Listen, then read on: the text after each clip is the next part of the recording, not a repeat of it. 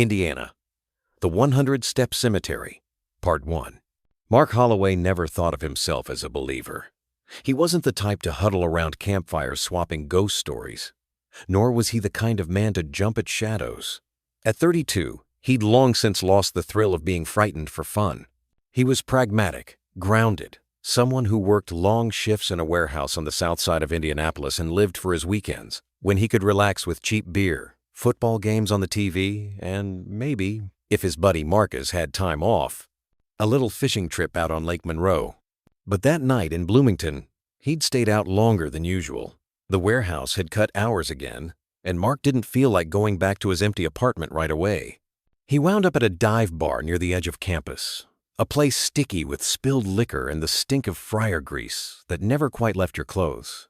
The jukebox warbled out old country songs. The regulars hunched over their glasses as if the outside world had forgotten them. That's where he first heard about the 100-Step Cemetery. It came from a man with more whiskey than sense sloshing in his belly, a man with a tattered coat and yellowed eyes that burned too brightly in the dim light. He'd been talking to anyone who'd listen, leaning close, reeking of sour sweat and stale tobacco. "You want a real scare?" the drunk asked, slapping the bar so hard his glass rattled. "Go to Brazil, not the country. Son the town. Brazil, Indiana. Cemetery out there's got a staircase carved right into the hill. 100 steps, crooked as a witch's spine." Mark smirked into his beer, not planning to bite. But the man pressed on. "Legend says you go there at night. Midnight's best. You climb up, no flashlight, no looking back. Count 'em as you go. If you do it right, you'll get to the top and you'll see him. Death. Not some cartoon with a scythe. No. No. No. The real one. Tall as a pine, face shifting like water. Like he can't decide who he wants to be when he looks at you." A few other barflies snorted into their drinks. Someone muttered, "Shut the hell up, Jerry." But Jerry ignored them. His eyes never left Mark's. "Then comes the hard part. You gotta go down. One step at a time. Count aloud. Every single one. When you reach the bottom, the number better match what you counted up. If it doesn't," he leaned close, the stink of rot gut heavy on his breath, "you're marked." Mark chuckled, shaking his head. "Marked for what?" Jerry's smile was ghastly. "For him. For death. He follows you, wears you down. And when he finally comes, he comes wearing your skin." Someone down the bar laughed. "Jerry, you're full of shit." But Jerry didn't even blink. He just sipped his drink and whispered, "Full of shit maybe, but I've been there. And I've seen the ones who didn't make it back." Mark should have ignored it. Should have finished his beer, paid his tab, and gone home. But the story lodged itself under his skin like a splinter. He found himself wondering on the drive back to his apartment, was there really such a place? A staircase in the middle of a graveyard where people dared each other to meet death? The idea festered. 2 nights later, he looked it up. Sure enough, the cemetery was real. Located just outside Brazil, Indiana, tucked away off a rural road nobody had much reason to use anymore. Stories stretched back decades, kids daring each other to climb. Whispers of people who never came back, or who came back wrong. The rational part of Mark's mind dismissed it as folklore, urban legend, nothing more. But another part of him, the restless part that hated feeling like his life was a cycle of clocking in, clocking out, and slowly decaying in between, perked up. He'd been bored for a long time. Maybe this was something different. A challenge. A dare. That Friday night, with nothing better to do, he made his decision. The drive out of Indianapolis was long, cutting across miles of dark fields where corn stalks rustled in the wind and barns sat abandoned like hollow skulls. The radio lost its signal more than once, leaving him alone with the steady thrum of the engine. He'd expected at least a sliver of moonlight to guide him, but clouds smothered the sky, making the countryside ink black. By the time he passed the sign for Brazil, population dwindling year by year, Mark felt the weight of his own foolishness. He didn't know anyone here. If something happened, no one would even know where to look. But pride and stubbornness kept his hands steady on the wheel. The directions he'd scribbled down led him off the main drag, onto a cracked county road hemmed in by forest. His headlights carved narrow tunnels through the trees, catching glimpses of sagging mailboxes, rusted-out trucks swallowed by weeds, and the occasional shuttered farmhouse. It felt like driving into a place the rest of the world had forgotten. Finally, he saw it. A break in the tree line. A rusted wire fence barely standing.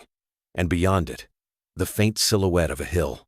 At its center, crooked against the slope, was the staircase. Mark pulled onto the gravel shoulder, killed the engine, and sat in silence. The night pressed in. He could hear the ticking of the cooling motor, the whisper of wind through skeletal branches, the faint creak of the fence swaying. His stomach tightened. For the first time since deciding to do this, doubt crawled up his throat. But he got out anyway. The ground crunched under his boots. Gravel gave way to packed dirt as he approached the steps. Up close, they were worse than he'd expected. Cracked stone jutting at odd angles, some half buried, others missing entirely. They looked older than anything else around, like they'd been carved before the town itself existed. He stood at the bottom, staring up. The hill seemed taller now, the steps climbing into blackness, swallowed by trees whose branches twisted like skeletal hands. He thought about Jerry's warning. No flashlight, no looking back. So he slipped the small maglite from his pocket, turned it off, and shoved it deep inside his jacket. One deep breath, and then he began. 1. His voice sounded too loud in the silence. He cleared his throat, tried again. 2. The steps shifted under his weight, gravel rolling away into the dark. 3. He forced his eyes upward, refusing to glance behind. By 10, the night seemed thicker, pressing in against his shoulders. The woods were utterly silent. Not even the chirp of crickets or the buzz of cicadas. Just the crunch of his boots, the rasp of his breath. 20. He thought he heard something move behind the tree line, a shuffle, a whisper. His heart kicked, but he didn't stop. 30. That's when the wind died. He hadn't realized there'd been a breeze until it was gone, leaving the air unnaturally still. His breath puffed white in front of his face, though the night hadn't been that cold a moment ago. By 40, the silence had weight. It pressed into his ears, a pressure that made him feel like he was underwater. 50. He tried to steady his breathing. Each number echoed in his skull, bouncing around until he almost forgot what came next. 60. A branch snapped somewhere below. He froze, chest hammering, but forced himself to keep climbing. The trees seemed closer now, leaning in, their trunks bending toward him like curious watchers. 70.